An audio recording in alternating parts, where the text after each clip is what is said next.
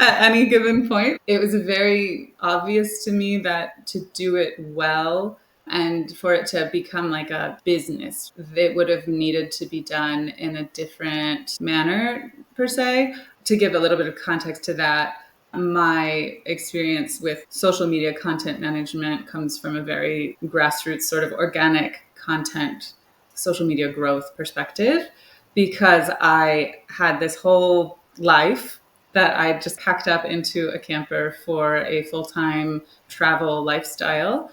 And everybody from every part of my life demanded that I create some sort of social media presence where they could follow along and learn about all the places that I was traveling to and keep in touch in that way, which was great. I have a degree in photojournalism and a background in that perspective. I take a lot of pictures anyways. And when I was studying photojournalism, there was this massive focus on freelancing and building yourself as a brand and your brand as a business, because there was not this very stable assumption that we would all be going to be a staff photographer at an established paper, right? So I learned about building websites and building a brand and marketing myself and running my content as a business, basically. And this was I graduated college in 2011. So this was before there was this concept of being a content creator as a career.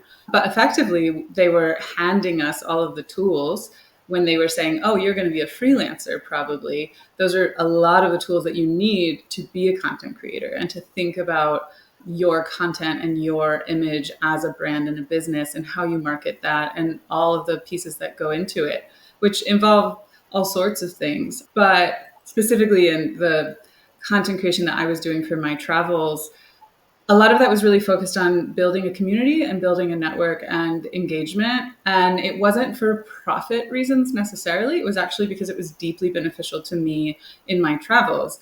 Connecting with other people that were traveling full time gave me an entire network of people who had knowledge and resources and experience that I could lean on if I got into a situation where I had no idea where I was or what I was doing or how to fix my broken down home or whatever that may be. And it was something that was like really interesting to me to realize the power of building that kind of community, because that connection in a space and having a very particular niche carries a long way, right? So it wasn't just about getting clicks on Instagram. It was about having people that were invested in what I was doing and in my success. And had I decided to turn that into some sort of profitable enterprise, I would have had this deeply invested community of people that would have been there to support me. And I think that was a really powerful thing to experience and to understand how that worked and why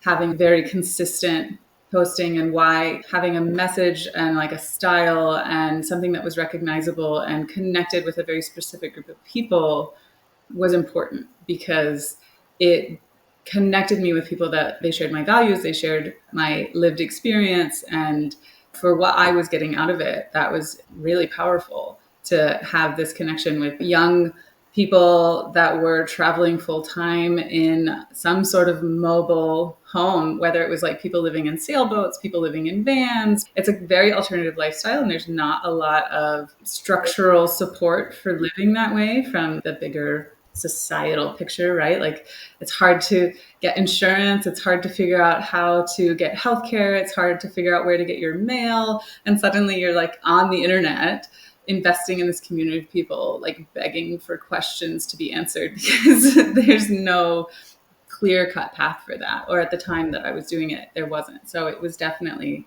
important to build that community and to invest in that space. And social media was a really powerful tool for that. I would say that really committing to a consistent contribution to social media, my platform of choice was Instagram, because I really enjoy photos and images. And then I like built a website and I had other things that complemented it, but it was mostly focused on Instagram. And once I started really committing to that platform and sharing my experience on a regular basis, the level of engagement that I was doing after things were posted, right? If somebody was commenting with a question, I was answering. If somebody responded to my stories, I acknowledged it. If they sent me a direct message, I responded. And that became a very, I want to say, if not a full time job, at least a part time job. Like I was very interactive on those spaces.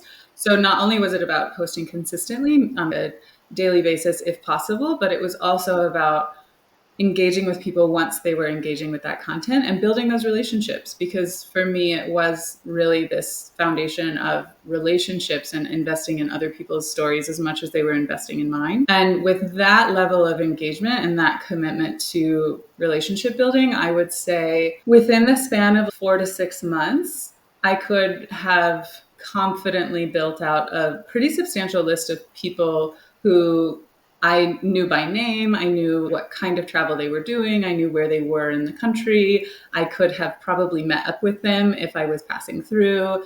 And for my purposes, I would have said that was an audience of at least a couple hundred people that I had like a first name basis relationship with. And I was invested in them, and I felt like they were personally invested in me as well, which is a pretty cool thing to have. Yes. I have had work in corporate environments, and one of my favorite things about working in a corporate environment is that you can always make something somebody else's problem.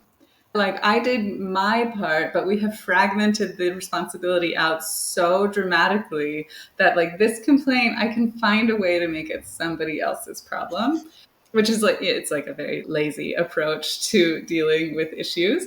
And I will say for my part, my experience in corporate environments didn't really engender the sort of like brand loyalty that I've felt in much smaller business environments. So it was easier to fall into that mindset and be like, nah, not about this anyways. But in smaller businesses and startups or any type of like family owned operation that I've been a part of, or when I was operating as an independent contractor, when you have that level of responsibility and accountability, and like it is your name that's on what you're delivering, and it's your face that people are associating with this brand or this organization, and they know you and they probably know a little bit about your story, and you've probably built an actual relationship with them as you're working on whatever it is that you're delivering, if it's a product or a service. And I think that kind of changes the nature of work in a way that to me makes it a lot more meaningful, right? You could argue that depending on who your clients are, by doing lead generation, you're not saving the world. We're not doing heart surgery and we're not feeding people who are going hungry necessarily, but in a roundabout way, maybe we are contributing to organizations who are creating that kind of positive impact. And we get to know that because we're building relationships with those people, and we get to really understand their product and what their mission is and what they're a part of. And it's a really cool thing to be able to work in an organization where it's tight knit and small enough that you have that level of investment in the work that you're doing.